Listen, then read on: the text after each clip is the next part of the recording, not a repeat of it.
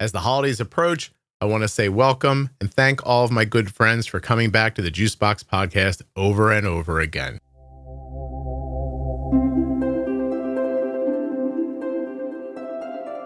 I'm Dina. I'm a mom to two relatively newly diagnosed kids with type 1 diabetes, and I'm a clinical child psychologist. If you're new to type 1 diabetes, begin with the Bold Beginnings series from the podcast. Don't take my word for it. Listen to what reviewers have said. Bold Beginnings is the best first step.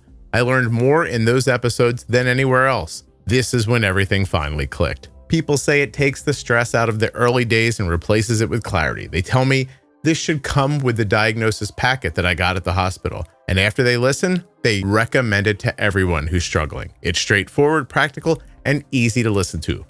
Bold Beginnings gives you the basics in a way that actually makes sense. If you're looking for community around type 1 diabetes, check out the Juicebox Podcast private Facebook group, Juicebox Podcast, type 1 diabetes. But everybody is welcome. Type 1, type 2, gestational, loved ones, it doesn't matter to me. If you're impacted by diabetes and you're looking for support, comfort, or community, check out Juicebox Podcast, type 1 diabetes on Facebook. Nothing you hear on the Juicebox Podcast should be considered advice, medical or otherwise. Always consult a physician before making any changes to your healthcare plan. US Med is sponsoring this episode of the Juicebox Podcast, and we've been getting our diabetes supplies from US Med for years. You can as well. usmed.com/juicebox or call 888-721-1514. Use the link or the number, get your free benefits check, and get started today with US Med. Today's episode is also sponsored by the Eversense 365, the 1-year wear CGM. That's one insertion a year. That's it. And here's a little bonus for you. How about there's no limit on how many friends and family you can share your data with the Eversense Now app. No limits. Eversense. The podcast is also sponsored today by the Tandem Mobi system, which is powered by Tandem's newest algorithm, Control-IQ Plus technology. Tandem Mobi has a predictive algorithm that helps prevent highs and lows and is now available for ages 2 and up. Learn more and get started today at tandemdiabetes.com/juicebox. I'm Dina. I'm a mom to two relatively newly diagnosed kids with type 1 diabetes, and I'm a clinical child psychologist. You have 2 children in total? I have 2 children in total, okay. Correct. And, wait a second. How old are they? So Zeke is 13 and Ruby is 10. Zeke was diagnosed August of 2022, and Ruby was diagnosed a month later, September 2022. And when you named them, you were trying to get them their own Disney Channel TV show at the time, or what? Zeke and Ruby. I mean, right? That seemed like something your kids would watch in the afternoon.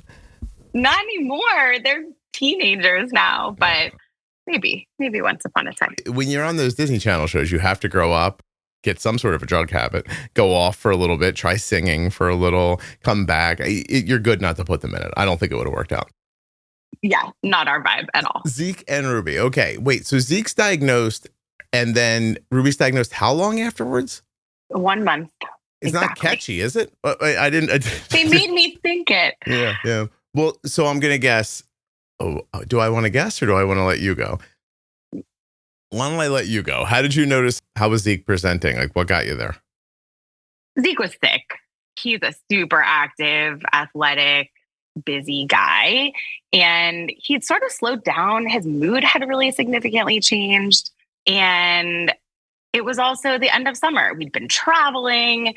He was just starting 4th grade, and he had a physical coming up. So my physician husband and I were like, he's probably fine. He was having some leg cramps, which could have been explained by growing pains. He was drinking a few Gatorade water bottles a night, but he was a super active kid. He'd had a few nights of excessive urination, but again, none of it added up. We didn't know what to look for at the time. And, thankfully he wasn't so sick that he couldn't do the things he loved to do. We just were starting to notice some differences. Okay. he was, at his physical, the pediatrician put some pieces together very quickly, and he was admitted with an A1C of 13. Ooh. Hey, you told me what you do for a living, but your husband's a physician as well? So I'm a clinical psychologist. Oh, psychologist. I'm sorry. But and he is a physician. Like, your English is so good that I said as well when I shouldn't have. And you were like, you're wrong. I'm not a doctor. And I was like, wow. I'm a doctor, Scott, but a different kind of doctor, to be clear. I have to say, I said in the kitchen the other day, do you think I could get one of those fake doctorates? Like, somebody could invite me somewhere to speak and I could be a doctor. And my wife was like, oh, God. And I think she thought, it's possible he could make that happen. And then he'd try to get us to call him doctor, which I wouldn't, by the way. It all sounds like too much work for me. But honestly, if you said to me I had to do that, I'd be like, it doesn't seem worth it. Tell me again, what does your husband, I'm sorry, do? He's a physician. He's an interventional radiologist. Oh, okay. All right. So the two of you and your 17 years of combined schooling didn't see the type 1 diabetes. That's not comforting. You nailed it. Yeah, that's exactly right. Yes. Should make other people feel better, don't you think? Oh, so much better. Yeah. We get that a lot. And it's one of our least favorite things that people say is like, oh, there's no better parents than you to do this. So, yeah. And we think, really? Yeah. I could think of better people. Those people are called not me because me. Yeah, yep. I'm not looking for this. Okay. So, I mean, with a 13 A1C, even though you don't think that there were a lot of outward signs, I mean, was he in DKA or did it hit him really quickly? How did you think that happened? The truth is, like most things with diabetes, we don't know. He was not in DKA yet. He was very sick. Mm-hmm. And, apparently we caught it. He was admitted. He felt really shitty in the hospital. He was pretty sick and had a lot of signs that, his blood sugar was high for a long time. We, of course, in hindsight, I think all parents do this of relatively newly diagnosed kids is like we, have racked our brains and looked at, like, we went away in June to the beach. Was he already sick? We could think of some episodes where we felt like it was likely a really high blood sugar that was making him behave that way. But the truth is we don't know and we'll never know. Yeah. There was no overt signs. It was just this constellation of weird things that, of course, turned out to be explained by diabetes. What Zeke subsequently was, his everything was out of whack when he was admitted. He was subsequently diagnosed with the trifecta. So he has Hashimoto's thyroiditis and celiac, which arguably is maybe tougher to live with as a 13-year-old boy than diabetes. Was there any illness in the house in the months prior to his diagnosis? No. Nothing. Not that we remember. Because, I'm looking for a reason why the sister pops off immediately afterwards. Like, did they both have, like, Coxsackie or something like that? A virus? Nothing overt. We always wonder, like, did we all have COVID and not know it? Mm-hmm. But we didn't know if we did. And there's no clear viral link in our family that we know of. Let's go back through the family lives, though. Like you, your husband, any autoimmune for either of you? Oh, yeah. Yeah. We have the sort of like low grade constellation on both sides of the family. Okay. So my husband's sister has celiac and has had like a long history of autoimmune stuff throughout her life. She's pretty open about. I have thyroid dysfunction, really, that was onset with my second pregnancy, hypothyroid. And I was diagnosed with vitiligo, interestingly. Okay. I have a pretty mild case. It honestly has never really affected me. But, of course, now we put together all the pieces that perhaps there was, there's a little theme. But those are the only known. I do have sort of maternal family history of thyroid dysfunction, but again, nothing that raised eyebrows until now. I joked with somebody the other day. I said, if every grandmom whose wrists hurt didn't have a baby, I wonder how much autoimmune there'd be in the world now. Because by the time everybody tells their story, eventually they get to a grandmother and my grandmother had RA. There's always one of those, or very, very commonly. But your husband doesn't have anything directly for him. No, not that we know of. Okay. Mm-mm. Okay. How did they get the triple diagnosis right there? Did they just run labs while he's in the hospital? So his titers or whatever they draw for celiac were normal on admission. Everything else was out of whack. He was diagnosed a year later. So just like on his annual blood draw, a year after diagnosis, he was diagnosed with celiac. Oh, okay. So not right there, not right then and there. Correct. Yeah. Is there, looking back, did he have celiac symptoms before the type 1? No, definitely not. Okay. And thyroid the same, you think? I think, it's kind of weird. It's this like curiosity that we don't check for this stuff in young kids. Sure. But there's no reason to believe that he did. Okay. You managed with what? Synthroid? Yep. And it works for you? Like your TSH is low enough, you don't have symptoms? Yep, exactly. Both of us. Zeke's going through puberty big time, so everything is changing. His dose is a little bit of a moving target, but I'm well managed right now. Yeah. Is he growing well?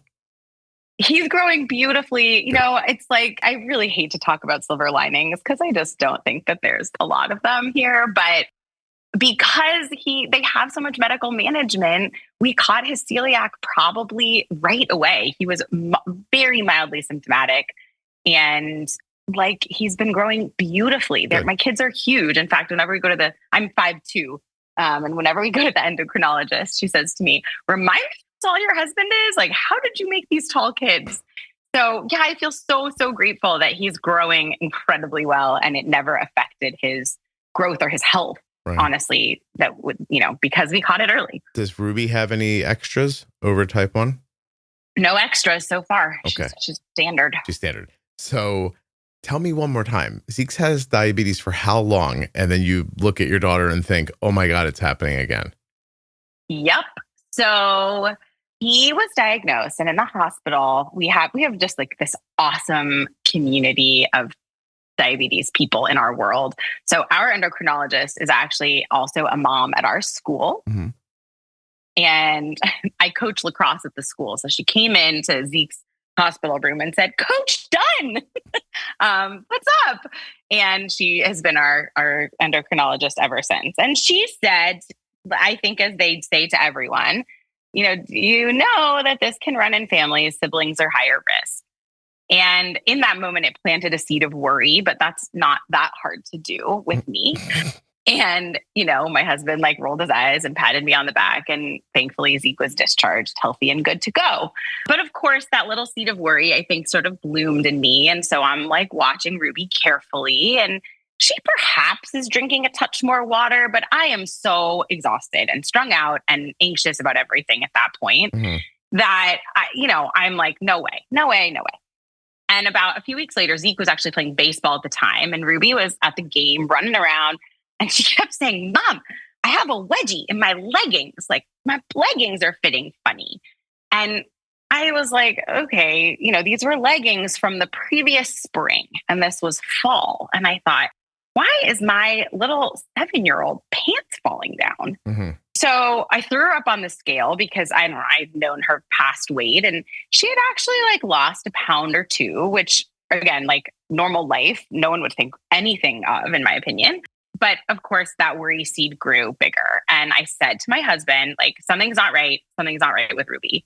And he said, "I'm sure it's fine, Dina, but if you're really worried, you'll take her to the pediatrician." I, of course, wanted to poke her finger right there and do ketones and do the whole thing. And he warned me, mostly because I think he was really worried about me spinning out. And he was worried about you as soon as the endocrinologist mentioned it. This episode is sponsored by Tandem Diabetes Care. And today I'm going to tell you about Tandem's newest pump and algorithm.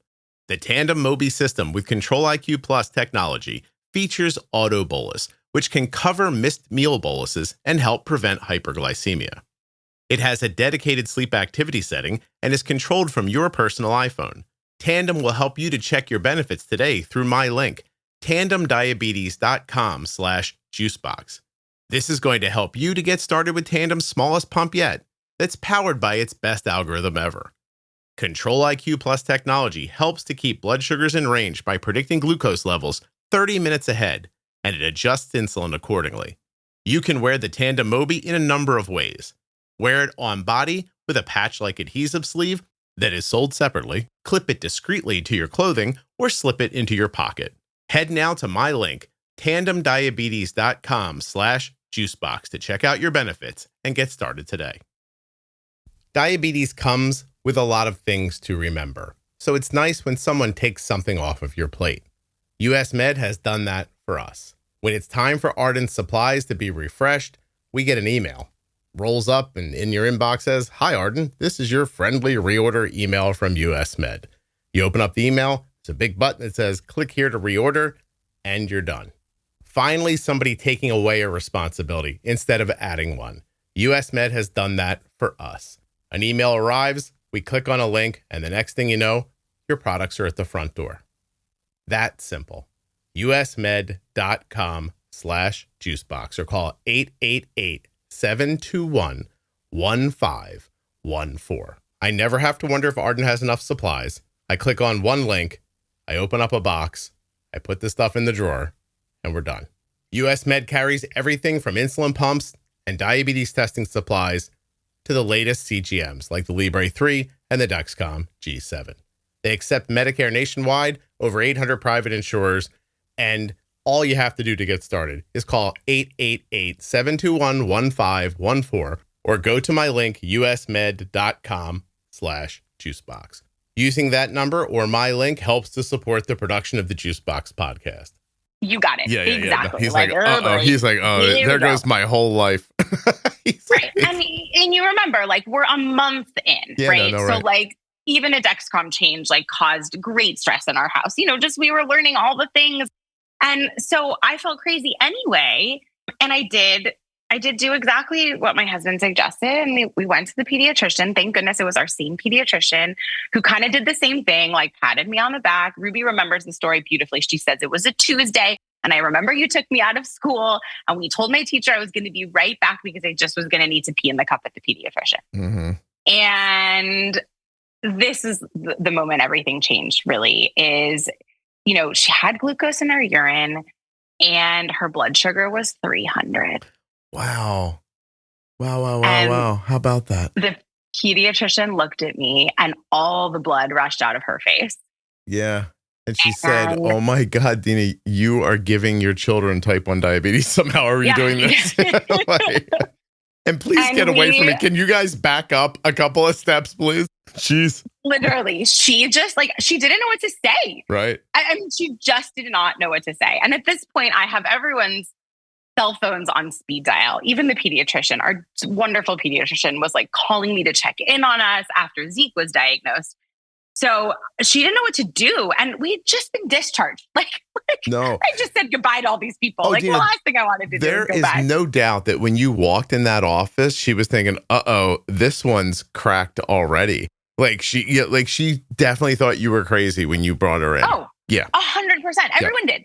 Mm-hmm. Everyone did. Yeah. And it was the most validating and terrifying moment, right? Of I knew it. My mom intuition was right. I knew it. And I don't want to have known it. Yeah. No, of course. Of all the things to be right about. Yeah. Yeah. But I just knew. I just had this weird sneaking suspicion. And so, then the cascade, we truly called our endocrinologist on speakerphone in the pediatrician's office. And of course, I think her little science brain and research brain starts going ooh, did we catch it really early? And she's is she excited a candidate on some level. Yeah. Yeah, exactly. Yeah. Everyone was, honestly, because it was, I mean, Ruby was almost sort of in that pre-space of could we do some mitigation? And, her A1C, I think, was 6.2 at diagnosis. Mm. So we definitely caught it extremely early, unusually so. The question has to be, was she symptomatic the day that Zeke was diagnosed? Could you have on that same day said, check her too, and they would have found something? And again, what we learned, it's not, I mean, again, only you only know once you know, is she was really spiking randomly. So it could have been that they could have just done a quick finger poke and her blood sugar was normal and we never thought about it. So, I mean, we'll never know. Gotcha. But it's very possible. And she was discharged on just a pretty bit of Lantus at the time. And then honestly progressed very quickly. We had a whole buffet table in our kitchen of each kid had a poke plan and they their little ratios were up on a whiteboard. And I kind of went into pediatric psychologist mommy mode and got everybody comfy and situated at home. And that was our normal all of a sudden. You guys pivoted well, you think? I mean, can anyone pivot well to this? Sometimes I say that we've learned a new language overnight, but yeah, we are, my kids are resilient. I feel so grateful to be able to say that. But I think, we pivoted as well as anyone has to pivot. Yeah.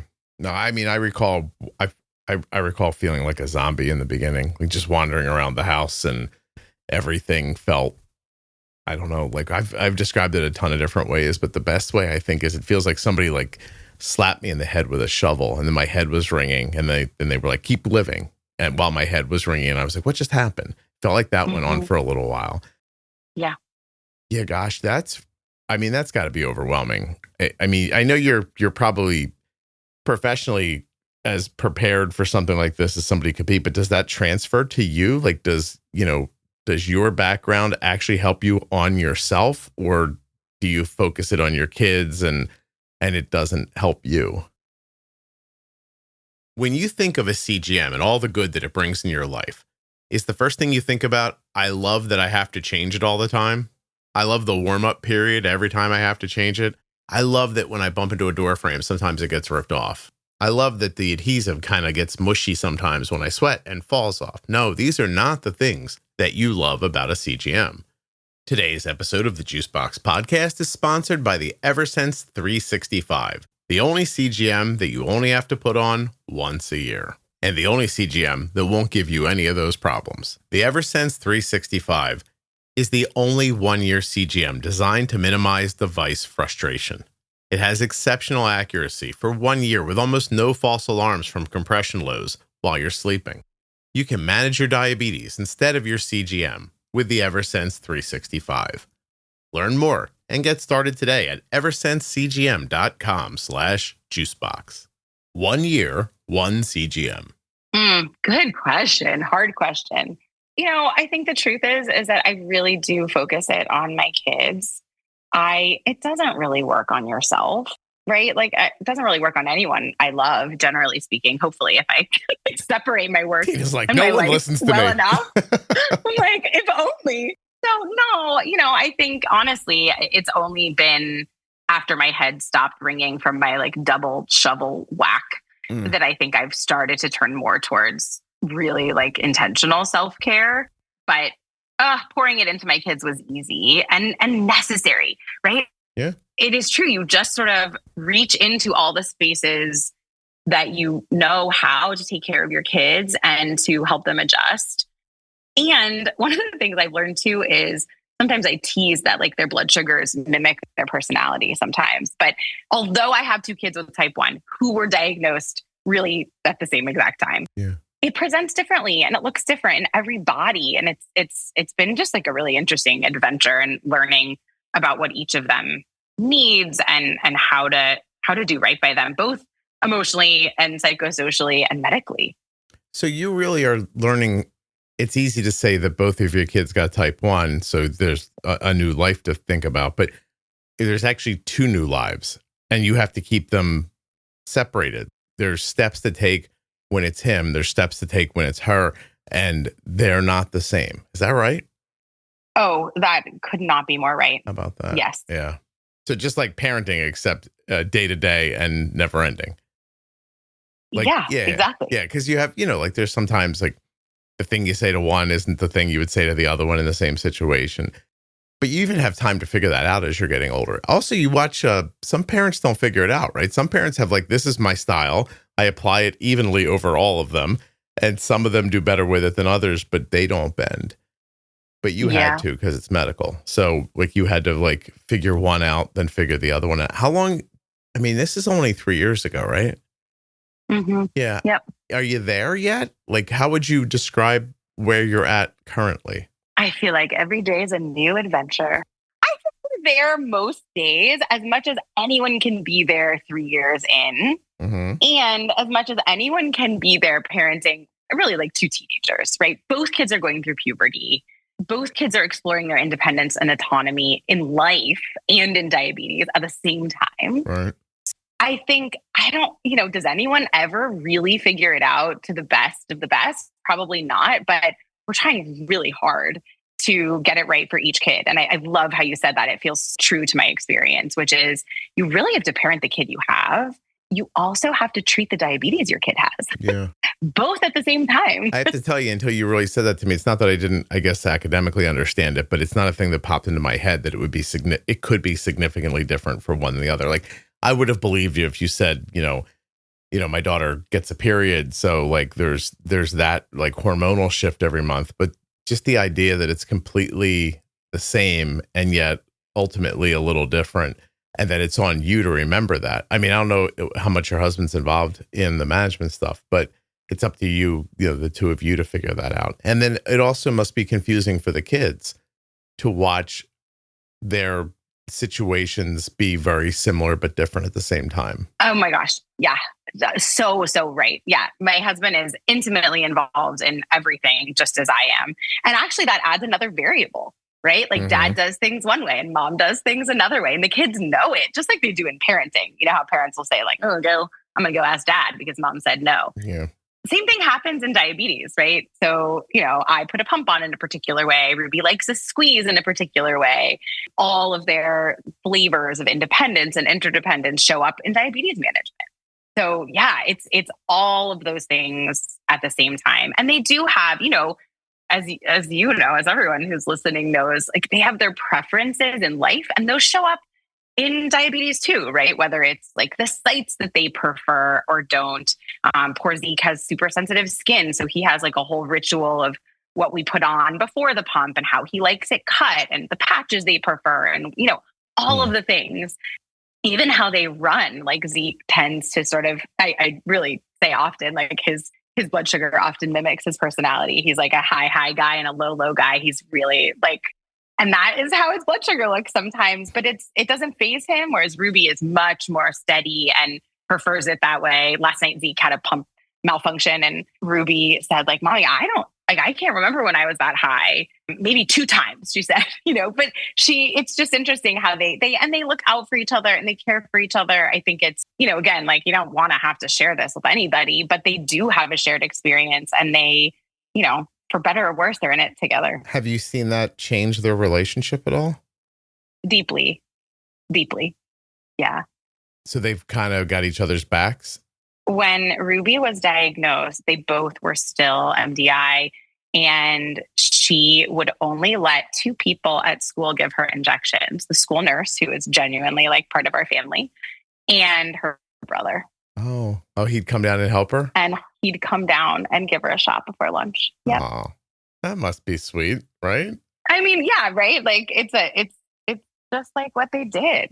So yes, would I have ever dreamed that my like needle phobic 10-year-old son would be capable of doing that? No way. Yeah. And he did, and so, yeah, they also have a totally normal sibling relationship, hopefully, where they bicker and, have all the normal sibling things and they look out for each other. We've also found we have this awesome babysitter who really doesn't babysit anymore. She comes and hangs out, but she has type 1 and they hang out with her and they all go low together and they all eat candy together. And so we try to find people to bring into our life who get it more profoundly even than my husband and I do.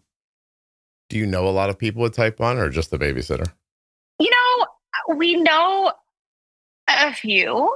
There are a few people in our community, not very many in our specific school, but we do know a few. And I've found, I don't know if this is your experience too, but we found like some people are really looking for people in community and other people are not.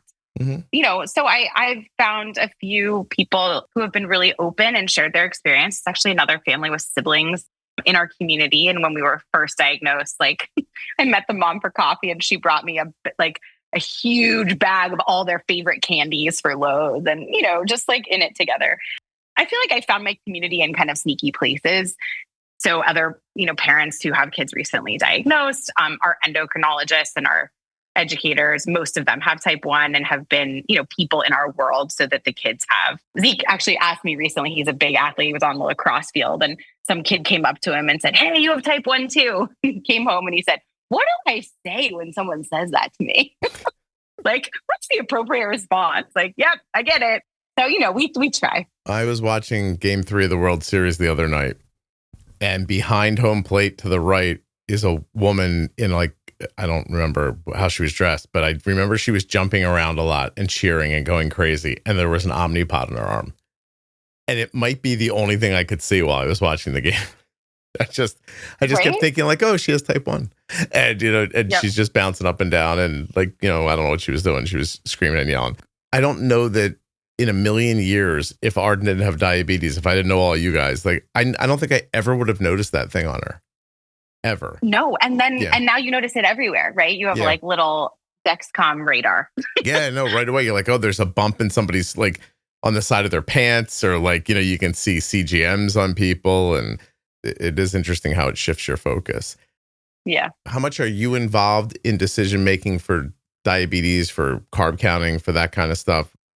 Devices being put on, taken off, etc. And how much are they handling on their own? Good question. Also, honestly, my kids are pretty amazing at working towards independence, and they're really motivated. So I think that I feel grateful for that. I think that that's just intrinsic to their personalities. They're kids who are just really motivated to mastery in a lot of things in the world. And diabetes isn't that different for them. I think that my husband and I have spent a lot of time really intentionally talking about this question specifically of how much should we do and how much should they do? And I've learned a ton from you too, Scott, listening to your journey and other people on the podcast. I feel like it's a real space where there's just not a right or best answer. Mm-hmm. So I feel like I'm always open to what's the right thing to do? But generally speaking, the kids are very independent considering their ages, and they are also very reliant on us for being a sounding board. We have all of these systems in place that it's funny when you ask, I'm oh, what do we do? And then I think, we do a lot of things. So when they go to school, we have a text chain between us and the nurses for each kid. Zeke at school, Ruby at school. And I text the number of carbs in their lunch every morning. My husband and I make lunches for them every morning, almost. And the nurse thumbs up the text. And then the kids have little, Zeke uses a rocket ship emoji to let us know he's dosing. Mm-hmm. Ruby just texts dosing. And sometimes it comes out dozing or doing or some funny little kid, typo. Wait till it comes out. I'm an adult and I don't need your help with this. Sometimes there are those passive messages, but we kind of have, communication where they just report back. When Ruby does hot lunch at school, she takes a picture of her tray and takes a guess at the carbs, and 99.9% of the time she's absolutely accurate. Mm-hmm. So I think we're building their independence. That's our goal, at least. And then there are times when we're originally from Colorado, so we go skiing a lot. And when we go skiing, they will say you hold the phone, you do it. I want to go have fun. And so as a family, we put on the giant red backpack and we just go cruise, and the kids know that they're sort of leaving their management to us. They're always, of course, and then they say, I feel low on the chairlift or whatever it is. But we're, so I think we are hopefully sort of developmentally appropriately managing who's in charge and how we do it. So are you thinking about that from a clinical standpoint or from a parenting standpoint? Do you have a mix? Because I feel like I'm hearing you talk about the way I talk about it, but I don't have any larger words to use. So, seriously, I think about it like a slow handoff. There's no rush to get to the answer. You don't send signals at 12 years old, you need to know this. And by the time you're 14, you need to know that. It's just here are the things that I'm trying to impart to you. Some of them take longer than others.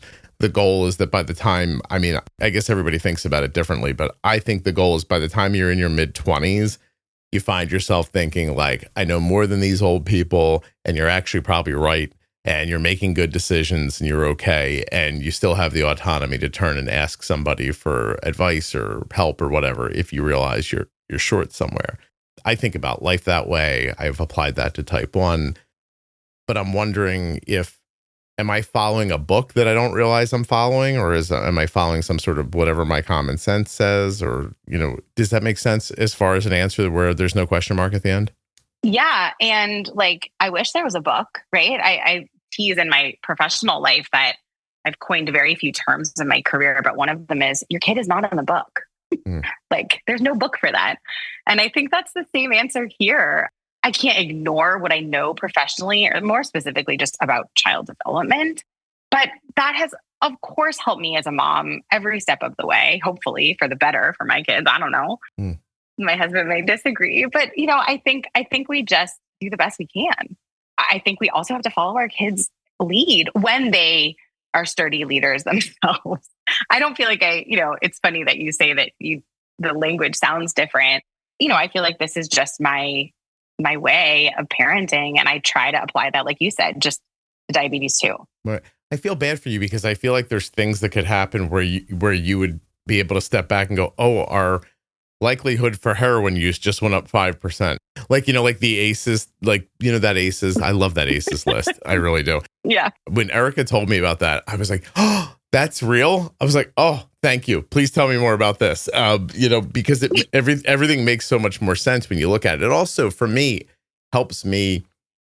But I'm going to use a phrase that I don't think sounds natural coming out of my mouth, but it helps me to give people grace when I see them struggling with things and, we're doing something that's ponderous and you're just like, well, how's he going to not have that happen to him? He's got these 4 things off that list. Like, this was definitely going to happen. How hard is that when you're raising a kid to see something happen and think, we just got 3% closer to a problem? And my gosh. I mean, I would be so screwed if I thought about parenting like that, Scott. So thank God. No, I imagine. I'm just wondering if it happens or not. That's all. I mean, every once in a while in my darkest moments, I'll think about that. But I try not to, in the sense that I just try to be in the moment. And every parent catastrophizes, right? Like when your kid does something, you're like, oh no, they're this is it. Whatever is going to happen. Terrible to them. Meth is coming. I can see it. Yep. No. Right? Oh my God. So yeah, of course I catastrophize just like every other mommy, maybe even more as a psychologist mommy, because of course you can't not think about those things. But I also, how about this? To balance out your ACEs, I also think about resilience. And I really try, because it helps me sleep at night, is all the things that are terrible that happen when you have a young kid with type 1 diabetes, and all the things that feel terrible as a parent being out of control or navigating, all the things that you always talk about, are also balanced out by their strengths. And truly, that is much more in line with how I like to think and the lens through which I see kids in general. I think I'm better at my job because of that too. Right. And hopefully I'm a better mommy because of it too, because they are so stinking strong and resilient. And they have, they're amazing communicators, even when they're not, and they're, blocking me or blacklisting me until they figure out how to turn us off on Dexcom follow one day. But also even that is sort of all right, well, good luck. Hope that serves you. Can I pick through the way you think about resilience for a second? Because I'm a little of two minds on it, because for you, using you as an example, right? You have 2 kids that sound like they're pretty bright. I mean, they come from their parents are both educated and, in the medical field. So, I mean, it to me shows an understanding and an ability to learn and retain things, etc. Makes sense to me that your apple might not have fallen too far from your tree. Although I've seen the apple roll down a hill, go over a waterfall, and you think these 2 people couldn't possibly be more different. But it sounds like your kids aren't that much different. My point is if I was just talking about it from my perspective, or you're talking about it from your perspective, the kids are resilient, they're strong, they're adjusting. This is awesome. This is how we've set it up. It's working. I also find myself as a host of a conversation that I realize is being heard by more people than just you and I. What about the people who don't have that? I hate that society thinks that you either are strong or you're not. You know what I mean? It's a decision you made. Why don't you just be more resilient or try harder, or, who's going to carry the boats or whatever all those podcasters yell about all the time about how you're going to be awesome in the world and everything. What happens when you're just not? You know what I mean? For whatever reason, wiring, circumstances, trauma, whatever's happened to you before leaves you in a position where you're just not a resilient person. Shit happens to you and you fold. You go, oh my God, I'm going to lay down now. I don't believe that to be a conscious decision. It reminds me very much of, I'm going to use this example for the rest of my life. Hurricane Katrina, which at this point now might have been 20 years ago. I have no idea how long ago it was. Standing outside of my house, talking to one of my neighbors. And he says, I don't understand why they didn't leave. And I said, can you imagine being so poor or or so something that with days notice, you could not escape something that was coming to kill you? Why would you just act like, I can't believe that they didn't leave? How come you can't think, oh my gosh, what's the situation they're in that didn't allow them to leave? And I think about their resilience the same way. I hope this is making sense, right? Like, totally. Yeah. Like, so there are plenty of people in the world who just like see you and you're 20 pounds overweight, and what they think is you eat wrong and you don't exercise. What if that's not true? Like, what if you are eating right and you do exercise and you have a genetic issue and you're 20 pounds overweight? Or here's one. What if you don't eat well and you don't exercise, but you also have 3 jobs and you're broke? And I think, who cares? Like, I say, who cares? I don't care how you got there. I, in a perfect situation, don't want to see a human being struggling for any reason whatsoever. Why don't we look for ways to help them? Taking this all back to resilience, I just don't know. Like, there's part of me that loves when you tell me your kids are strong, and there's part of me that feels sad that they have to be. Does that make sense? It's my everyday. Okay. Yes. Okay. It makes so much sense. And it's, notice, my knee-jerk response was just to pivot away from the hard stuff, because if we sit there for too long, it is like, why do any of these kids? I just listened to one of your episodes on the airplane over the weekend of like, why did this have to happen? And we can spend lots and lots of time, and most of us who are parenting in this space have. I think you bring up a really valid point too, which is just like acknowledging and honoring our privilege in so many different spaces to have resources and access and support systems, all of those things. Dina, can I stop you for a second? There's an irony about me I want everybody to understand. When you said that, I both feel that way, and I get what they call douche chills from the phrase. Like, I when you're like, we honored our privilege, I'm like, oh God, I don't want to be a person who honors the privilege. I was like, I would just like to be a person. Like, it's the wording that throws me out. It's really interesting. Like, I 100% agree with you. You have to be able to look up once in a while and see, just, you know what, you have skills, life, whatever. However your stew got made, it's resilient in this situation, or it works against this thing. And I know that is privilege. I'm like, I'm not from the part of the, like, I don't know. I hate it when somebody says that. You pulled for it, Scott. You pulled for it. And I had to say it because I felt like we got to name it up front. Well, like, no, you're right. There's a lot of reasons. You're 100% right. There's a lot of reasons people don't leave. When Erica uses like what I call therapy words, I think, oh, I agree with her. And I somehow, like, there's part of me that doesn't want to be attributed to agreeing with her, but I do. And it's because of the wording. The only reason I bring it up is because I think there might be a lot of people listening who have the same like reaction to it. And at the same time, I think that they deserve the courtesy that comes with it. So, you taught me a new term, douche chills, now is forever cemented in my brain. You don't know that word?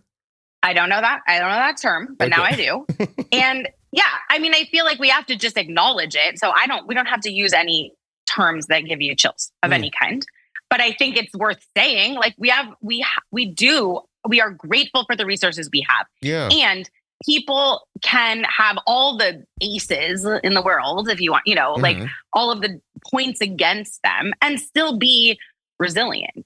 And so I guess let me argue the other side. When shit gets hard, I expect you to stand up. I want you to. I want that to be your answer, whether it's easy for you or not, because I think that's the only answer. When a bully jumps on you and starts swinging, if you don't fight back, you're for sure going to get your ass kicked. So you might get your ass kicked fighting back. But again, I say better going down swinging, right? Like, you're not going to have a chance the other way. And there are going to be people who are listening who are like, well, listen, I have like clinical depression. I can't do it. I'm like, I'm not talking to you. I'm talking to everybody who just kind of folds up. There's a moment in there, whether you realize it or not, where you really could just decide, like, I'm going to stand up and get hit in the face. I'm not going to get kicked in the side. And sometimes people don't do that. And it's hard, and I understand. Like, sometimes it's the way their minds work just don't lend to fighting. We were talking about it last night. What were we talking about last night? The Arden had a class. They were talking. I don't know the name of the. You're going to know right away. The guy put people in a room, had them push a buzzer. They thought they were hurting people in the other room. What the hell was that called? That study? Oh, it's like a social psychology experiment, but I do not know the name of the researcher. So Yeah. Like we were talking about it last night and we kind of went around the room. What would you do if somebody put you on that button and you realized what was going on? And Arden looked at, like, she's like, Dad wouldn't do it. Like, she's like, he just wouldn't. He'd say, that's stupid. I'm not doing that. She's like, I don't even know if Dad would like go to the meeting.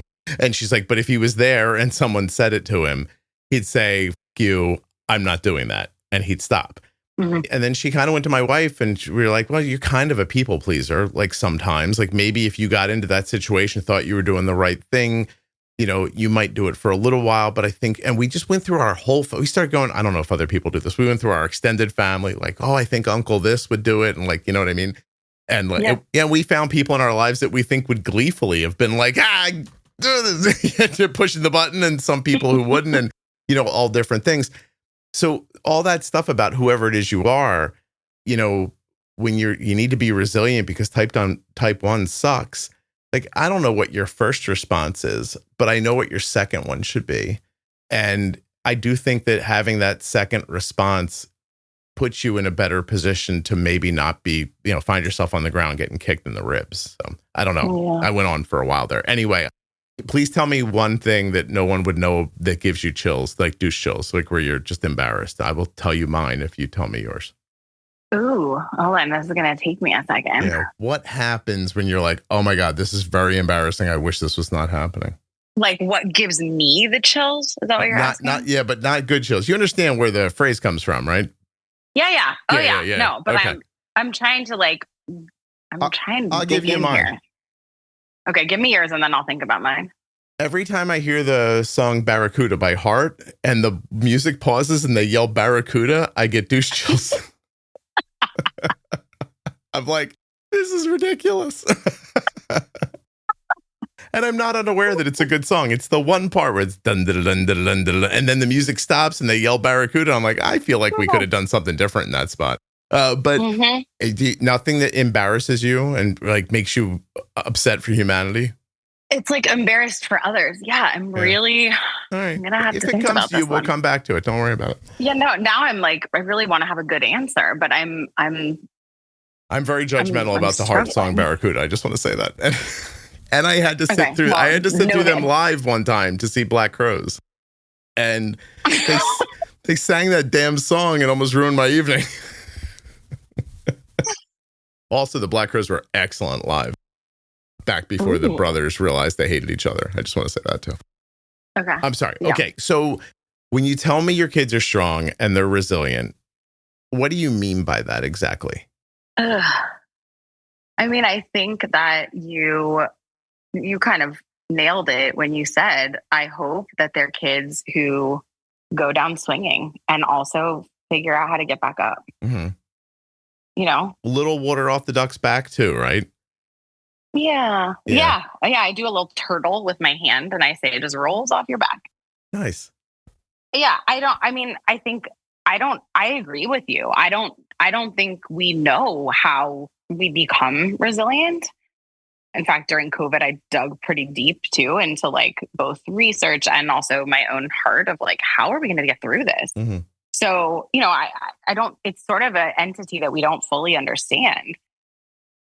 So I hope to do it by, you know, like showing them, modeling, and by also just like being there when they do fall down, because with type 1 diabetes, they do so much. What did you come up with? What did you come up with during COVID? Because I'll tell you. I came up with one. Yeah. Like, go ahead. No, I would just give me a half a second. Then I want to hear your thing. I just went with, we paused society. Like I'm getting a break in the middle of my life is how it felt. And I know that's because I didn't have to go to a job outside of the house or something like that. There's a lot. Oh my God. There's a lot of privilege in that. Sorry. But it's the right thing to say there. Gotcha. Yeah. Gotcha. I make a podcast. So I was pretty much like, I don't know how much different COVID was than my regular life because I don't get out of here enough to begin with. Right. But when everyone was in that same situation, like if you could kind of segment in your brain the illness part, right, like put that off to the side and say to yourself, well, like I'm not old or particularly unhealthy. I think I'm going to be fine through this. You know, I felt pretty comfortable about that. the truth is we saved money for the first time in years because you don't realize all the things you're pissing money away on, like going to dinner or like little stuff like that uses up more of your money than you think, right? Yeah. So like we're starting to save money, and I'm like, oh my God, I said, Kelly, I'm like, this COVID thing is going to make us like solvent. It's like, it's going to be crazy. And at the same time, like life stopped. Yeah. Like people, and I was like, oh, this is like a break from society. It's like a break from the grind. It went on too long, don't get me wrong. But like in the beginning, I thought that. Now, when it got long, then it got worrisome. Because then you're like, oh my God, are they ever letting us the hell out of here again? You know, like, is this going to go that way? But even to that, I said to myself, nah, it'll end eventually.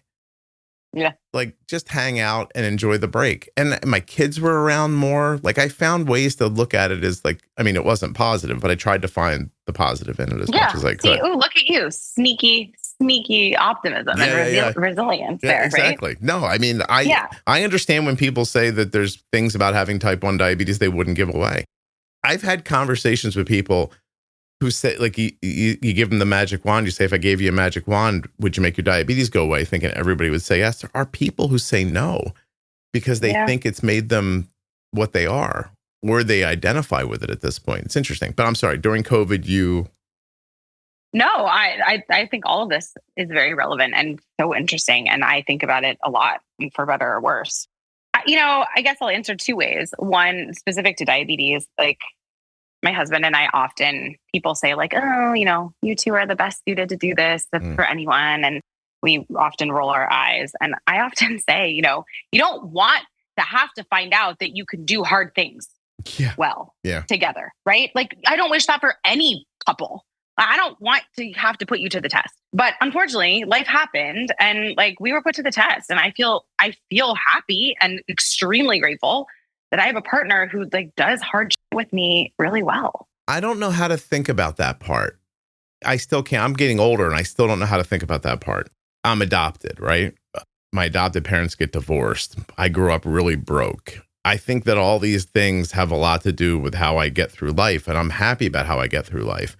But once in a while, like you throw on, like, I don't know, an app and you're scrolling TikTok and you see someone whose life is so vapid and devoid of any kind of friction whatsoever.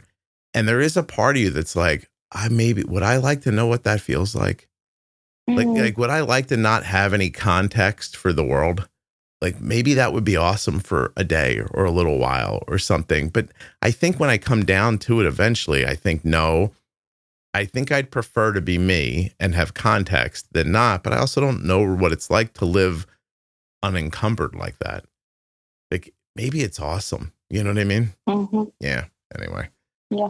Well, I'll leave you with my last response to please. Resilience that I did draw on, honestly. And yeah, full disclosure. Like, I read the research. I was like, what are we going to do? Mm-hmm. For kids? I mostly work with kids, but I think it kind of relates to diabetes. And honestly, it relates to the podcast. Is what the research showed in kids is there was sort of this like secret sauce for some kids, especially during horrible catastrophes. So, Hurricane Katrina, probably COVID, although it was happening live time when I was reading this stuff.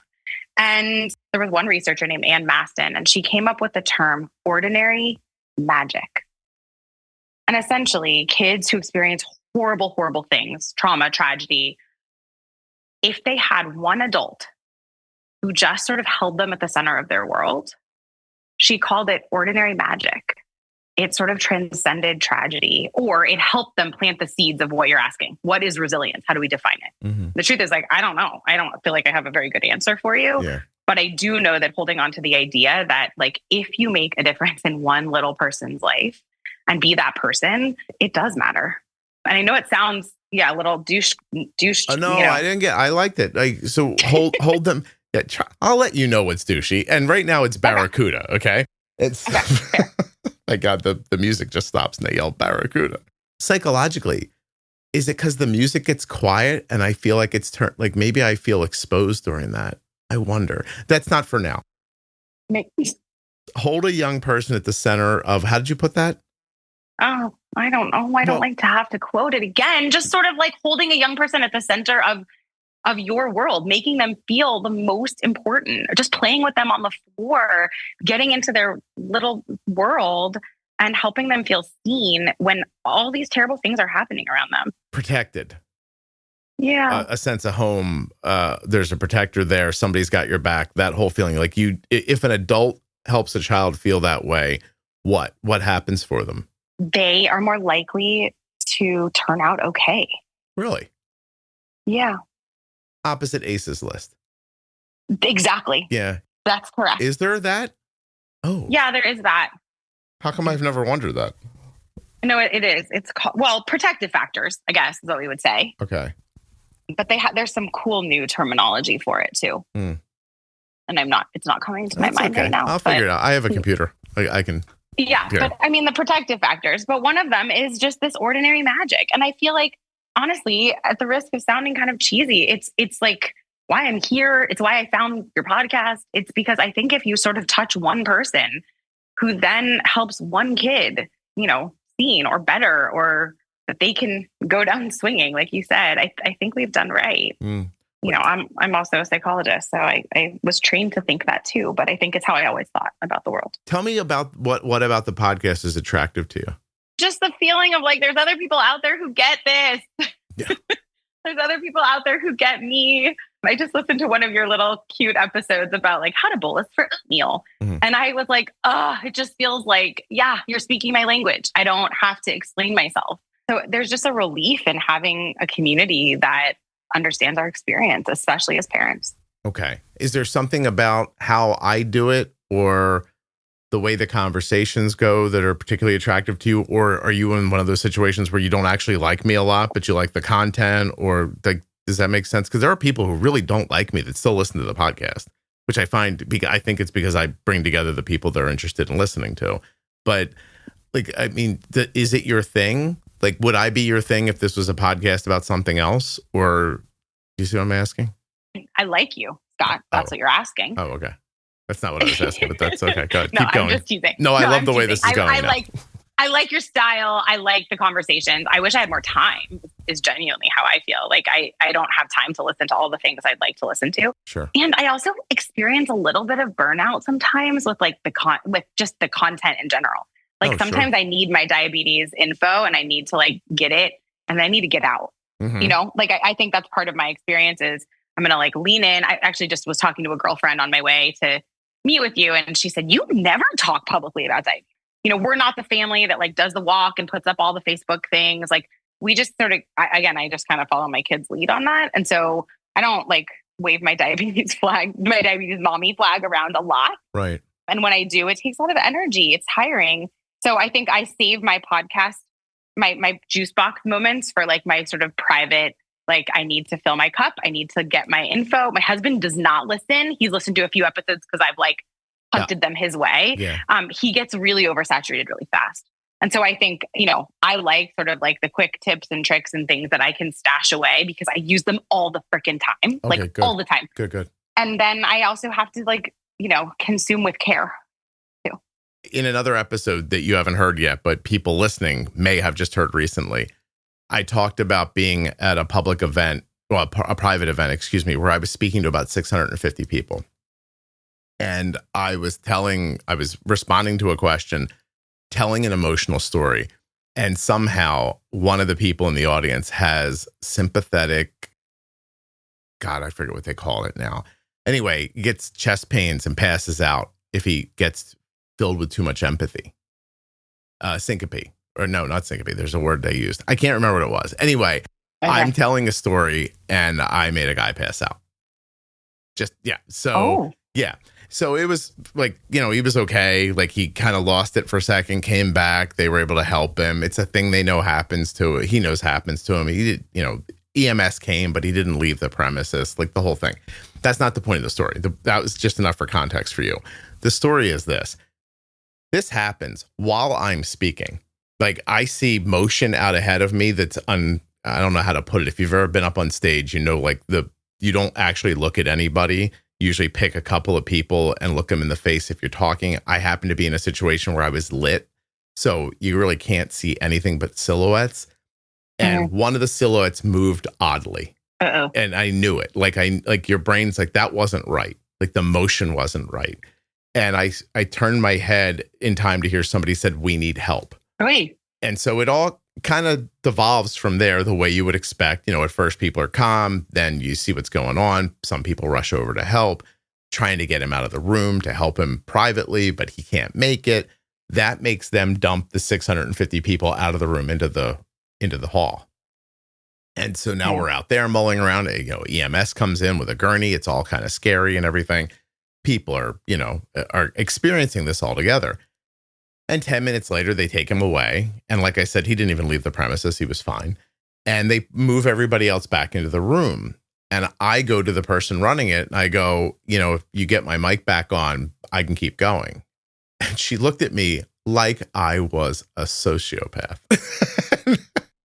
And I thought, oh my God, what's happening? And she goes, "No, we're going to give everybody the hour off. You can do your other talk later in the day, but we're cutting this one short." And these people need time to process. And I was like, "No, they don't. Just tell them to sit the down and we'll keep going. Like, it'll be fine." And I realized in that moment, I'm not a sociopath, at least not for that reason, if I am. But what I am is somebody who's been through so much shit that this was not upsetting to me. I was like, "Oh, we dealt with it. He's okay.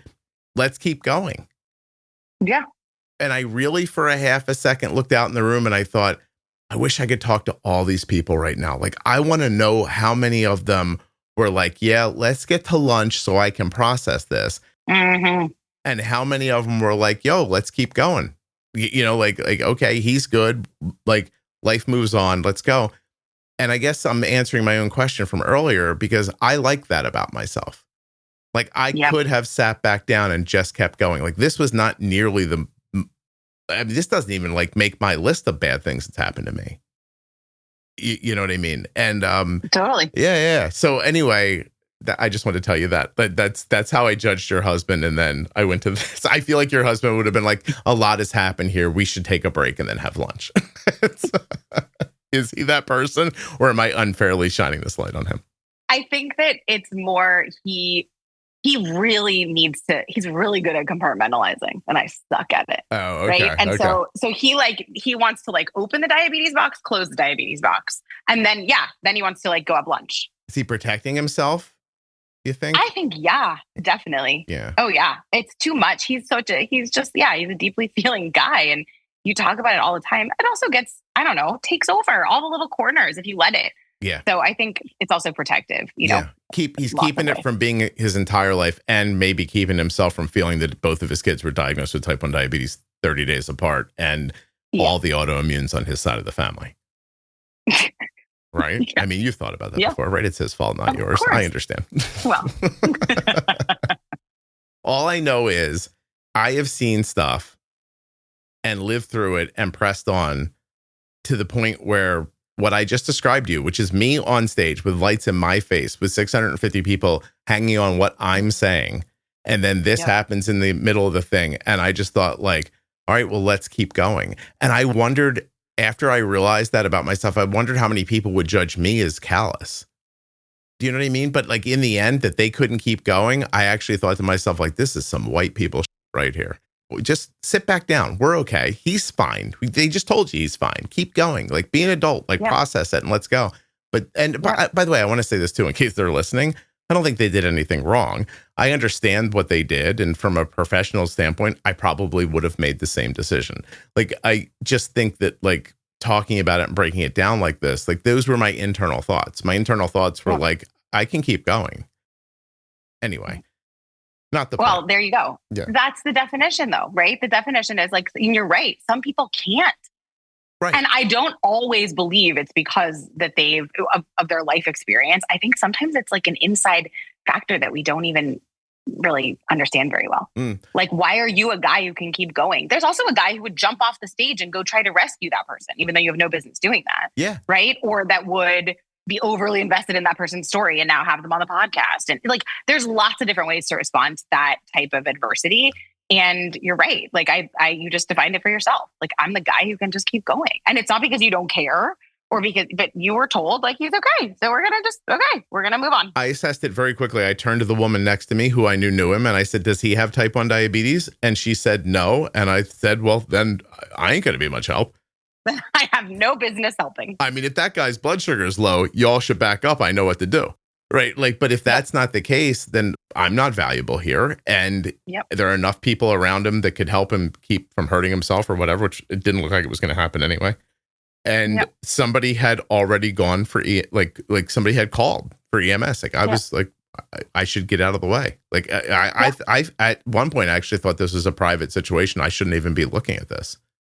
And, you know, once somebody had him, I walked out of the room. Like I started leaving the room as they were saying we should all go outside. I was like, yeah, no kidding. We shouldn't be gawking while this is happening to him. Yeah. You know, right. So also very adaptive to just walk away, right? Let people whose job it is to take care of him, take care of him. 5 seconds later was out in the hall and some lady was like, oh my God, you were like, I'm so sorry. Your thing got cut short. And she started, it's funny how quickly it pivoted because this lovely woman got me outside and she's like, I'm so sorry. I'm not going to get to hear the rest of what you have to say. She said, you're such an eloquent speaker. And I right away, like I smiled and said, thank you. But ask people who know me privately. I've now been talking about that for a week because I don't believe myself to be an eloquent speaker.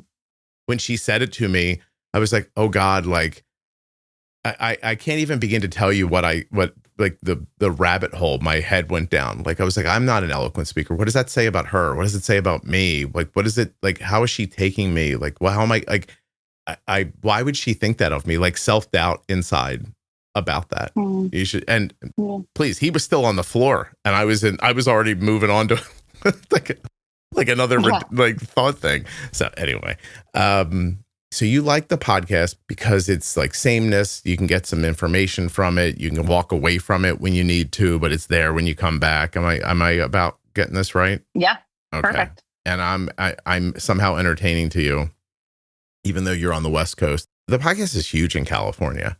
And yet I don't like think I'm always interested about that because I do have, as much as I don't like to think of people as having like regional differences, I realize that that's actually true. I just don't like thinking about people that way. I prefer to think we're all kind of the same. But I get that, like, I've heard people say that, like, I'm coarse or they call me East Coast or something like that. You know, and I don't know what that means. Yeah. Well, that's a whole subculture. I am from Colorado. I went to school on the East Coast and have stayed. I'm actually here. I'm here on your coast, Scott. Oh, so you have both experiences. Yeah, but I totally. Oh, yeah. When I went to college, people would say, "Well, like, where are you really from? Like, is that like you said you're from Denver, but like, what's your address?" Nobody's like, really Denver, from Denver. That's a mountain, right, isn't it? Yeah, exactly. Or right, because if you're from Boston, like, you're really not from Boston, right? You're from Newton or Needham, or right, like, no one's really from Boston, right? So yeah, I think there are some geographic stereotypes. For sure. Speaking of sneaky things, I love the way you just slipped in to make sure we knew you went to a good school in Massachusetts. That was nice. There's a lot of schools in Massachusetts. Watch it. I sniffed this right out. I know what you're doing. Don't you worry. Good job. Scott, I am so sorry that I'm going to have to hang up, but I have to get back to my office first. Oh, these freaking people and their jobs. I know. Well, you know, I gotta get back. Someone's got to bring home the bacon. I'll say thank you very much for doing this. I thought this was a really interesting conversation. I appreciated it very much. I hope you enjoyed it as well. I really did. And I'm extremely grateful. So thank you for inviting me on. No, you're terrific. I'm going to hit pause. Just give me 2 seconds and I'll let you go. Thank you.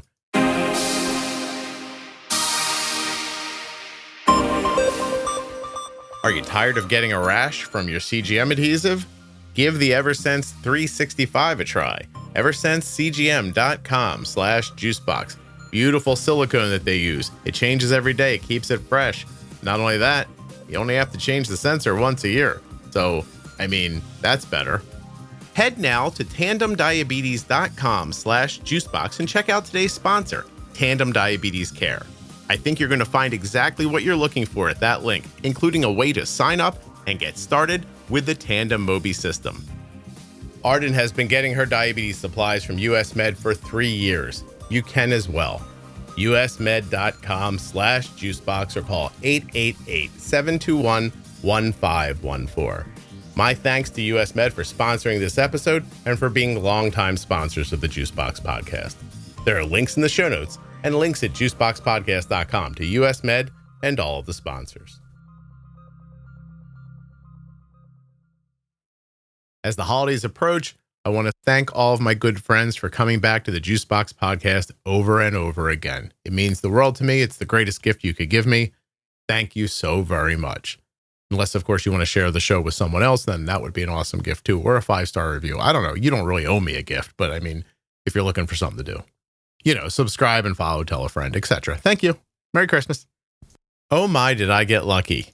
The Celebrity Cruise Line reached out to me and said, how would you like to come on a cruise before your Juice Cruise so you can get a real good look at the Celebrity Beyond cruise ship and share some video with your listeners?